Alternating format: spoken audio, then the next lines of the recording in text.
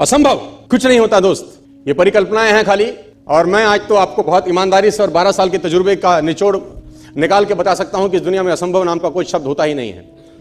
इंसान कभी भी चंद्रमा पर नहीं पहुंच सकता, पृथ्वी विज्ञान की अधिकतम सीमा है। डॉक्टर ली दी फॉरेस्ट मशहूर वैज्ञानिक हुए, बहुत बड़े साइंटिस्ट हुए, एक स्टेटमेंट इन्होंने पास किया 1955 के अंदर, 1955 ही पास द स्टेटमेंट कि इंसान कभी भी चंद्रमा पर नहीं पहुंच पाएगा। It is impossible for a human being to cross Indian globe, earth globe, और पृथ्वी विज्ञान की अधिकतम सीमा है। लेकिन किसी बहरे ने इस बात सुना नहीं और पहुंच गया एक आदमी अपना बस्ता उठा के, जिसका नाम था इन 1969। और उसके बाद तो स्पेस जर्नी ऐसी हो गई जैसे आप और मैं अभी पतिया और बैंकॉक चले जाते हैं। लॉर्ड केल्विन बहुत बड़े साइंटिस्ट हुए, उनका स्टेटमेंट आया कि सिर्फ पक्षी उड़ान भर सकते हैं, हवा से भारी मशीन का उड़ान भरना असंभव है। इट इज इम्पॉसिबल कि हवा से कुछ भी भारा हो और वो उड़ सके, क्योंकि ग्रेविटी उसको गिरा देगा। लेकिन तमाचा मारा इन लोगों ने, तमाचा मारा और लिख के दिया कि हमने साइकिल के स्पेयर पार्ट से इंसानों को पक्षी बना दिया, साइकिल के स्पेयर पार्ट से इंसानों को पक्षी बना दिया। 16 साल लगे राइट ब्रदर्स को जहाज का निर्माण करने में, लेकिन इन लोगों ने उसकी बात नहीं सुनी कि जो कहते थे कि वायु का सिद्धांत तुम्हारे विपरीत है।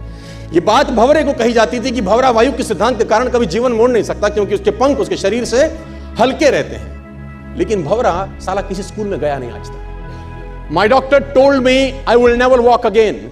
मेरे डॉक्टर ने मुझे कहा कि तुम कभी चल नहीं सकोगी।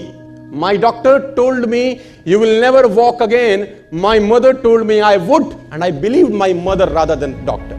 विल्मा रुडोल्फ एक ऐसी एथलीट हुई जिनको पोलियो था, पोलियो था जिनको डॉक्टर ने कहा तू चल नहीं सकती, मां ने कहा तू चल सकती है। उसने कहा मैंने डॉक्टर की बात नहीं मानी, मैंने अपनी मां की बात मानी। 3 ओलंपिक गोल्ड मेडल जीती है लड़की, 3 ओलंपिक गोल्ड मेडल, जिसको डॉक्टर कह रहा है कि तू चल, लेकिन मां क्या बोलती है।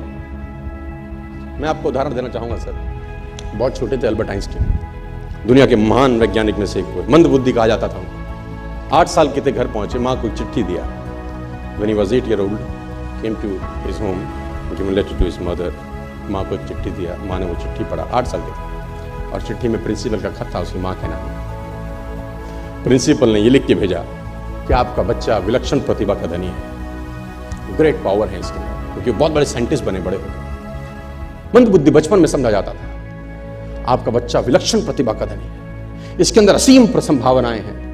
तो हमारा स्कूल, हमारी मैनेजमेंट, हमारी फैकल्टी, हमारा टीचर इस लायक नहीं है कि हम आपके बच्चे को अच्छी शिक्षा दे सकें। तो it's better for you to take care of your son. आप अपने बच्चों को अपने घर में पढ़ाइए, हम लायक नहीं है कि आपके बच्चे को पढ़ा सके।